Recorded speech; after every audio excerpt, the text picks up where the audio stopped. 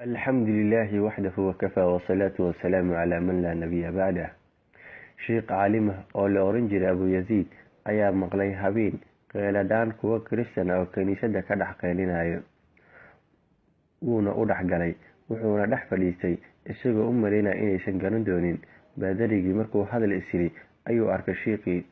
Markaasuu wuxuu yidhi, ma hadlayo ilaa ay naga dhex saartaan ninka muslimka ah. Waxay weydiiyeen, sidee ku ogaatay inuu muslim yahay? Wuxuuna yidhi, muslimiinta wejigooda waxaa ku taala calaamada raadka sujuuda. Wuxuuna ka codsaday inuu baxo sheekha. Sheekhu wuxuu yidhi, ma baxayo ilaa uu Ilaahay ina kala saaro mooyaane. Baadarigii ayaa yidhi, haddaba haddii ay saas tahay, waxaan ku weydiinaynaa su'aalooyin. Haddii aad ka jawaabtid, diintayda ayaan raacaynaa.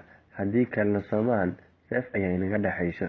Sheekhii ayaa ku yidhi, soo daa su'aalahaaga, asigoo ku kalsoon in Ilaahay qofka muslimka ah xaqa waafajin doono. Baadariga wuxuu yidhi, waxaad ii sheegtaa hal aan laba noqon, laba aan saddex noqon, saddex aan afar noqon, afar aan shan noqon, iyo shan aan lix noqon, iyo lix toddoba aan noqon, toddoba aan sideed noqon, sideed aan sagaal noqon. Maxayse tahay sagaalka mucjiso? Mase taqaanaa tobanka badan karto? Maxay yihiin 11? Muxuuse yahay? Sheeg. Noole wax aan nooleyn ee neefsada. 13 aan 14 noqon. Mase taqaanaa qabrigii la socday qofkiisii? Yaa waayo kuwa runta sheegay ee naarta galay, iyo kuwa been sheegay ee jannada galay? Mase taqaanaa uunka Rabbi abuuray aabi iyo hooyo la-aan? Mase taqaanaa geedka leh laamo, laan kasta 12 laamood, laan kastana ay leedahay 30 warqadood, warqad kastana leedahay 5 sabuul, 3 hooska ku baxa iyo 2 qoraxda ku baxda? Ka jawaab su'aalahaasi. Sheekhu wuu istaagay. Ilaahay buu weydiistay in carabkiisu xaqa ku toosiyo. Wuxuuna yidhi, waaxid aan laba noqon waa Allah subxaanahu wa tacaala. 2 aan 3 noqon waa habeenkii iyo maalinkii. 3 aan 4 noqon waa afafkii qadar siiyey nabiyullaahi Muusa calayhi salaam. 4 aan 5 noqon waa Towreed iyo Injiil iyo Zabuur iyo Qur-aanka Kariimka ah. 5 aan 6 noqon waa 5 salaadood ee Ilaahay farad yeelay. 6 aan 7 noqon waa maalmihii uu Ilaahay adduunka ku abuuray. 7 aan 8 noqon waa 7 samo ee Rabbi abuuray. 8 aan 9 noqon waa malaa'igta Ilaahay carshiga Raxmaan hayso. 9 mucjiso waa kuwii Rabbi siiyey Nabi Muuse calayhi salaam. 10 badan karta waa ajarka camalka wanaagsan Rabbi uu siiyey bini aadamka, qofku rabana uu siyaadiyaa. 11 aan waa wiilashii Nabiyullaahi Yacquub calayhi salaam, Yuusuf walaalihii. 13 waa Yuusuf walaalihii iyo labadiisa waalid.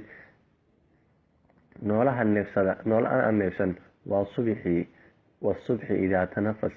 qabriga la socda qofkii ku jiray xoodkii laqay Nabiyullaahi Yuunus calayhi salaam ayuu ahaa. Kuwa runta sheegay ee naarta galay waa Yahuud iyo Kirishtan oo dhaheen midnaba kan kala xaq ma haysto. Kuwa beenta sheegay ee jannada galne waa ilmihii Nabiyullaahi Yacquub calayhi salaam oo ay dhaheen aabahood Yuusuf waxaa cunay dhurwaa iyo waraabaa cunay. Kadib aabahood baa Ilaahay dembi dhaaf u weydiiyey. Rabbi wuxuu u dembi dhaafay.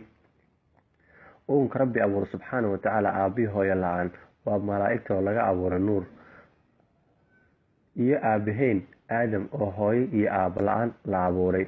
Geedka 12 laam leh waa sanadka oo ka kooban 12 bilood. bil kastana waxay leedahay 30 maalmood. Maalin walbana waxay leedahay 5 sabuul, yacni 5 salaadood ayaa loola jeedaa. Salaad walbana 2 waxay ku baxdaa qoraxda, 3 waxay ku baxdaa hooska, sida maqribkii, cishaha iyo salaada subax. duhurkii iyo casirkana qoraxda ayay ku baxaan. Kadib sheekhu wuxuu ku yidhi, baadarigii, aniga hal su'aal ma ku weydiin karaa? Isna wuxuu yidhi, haa, soo daa oo i weydii. Sheekhii baa yidhi, muxuu yahay jannada furaheedu? Baadarigii wuu wareeray, wuuna aamusay. Wuxuuna ku qayliyeen dadkii oo dhaheen, waxaad weydiisaa sheekha su'aalo fara badan. Dhammaantood wuu kaga jawaabay.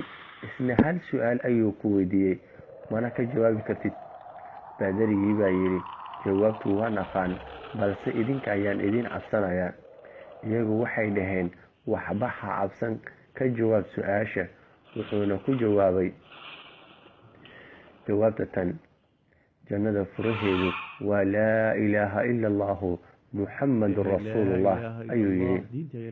Waxay ogaadeen dadkii meeshii joogay diinta xaqa ah inay tahay diinta islaamka oo keliya, maadaama ay albaabku jannaha furihiisa ay ku qoran tahay kelmadda laa ilaaha ila allahu muxammadun rasuulullah. Iyagii hal mar bay kaceen, dhammaantood waxay yidhaahdeen kelmadda tawxiidka laa ilaaha ila allahu muxammadun rasuulullah. baadarigii way iska eryeen, kiniisadina waxay u bedeleen masaajid ilaahay lagu caabudo. ilaahayow, toobad iyo tawxiidka na waafaji yaa rab. ilaahayow, in alaale inta maqalkaan maqashaa ay sii faafisaa, ilaahu jannada ka waraabi.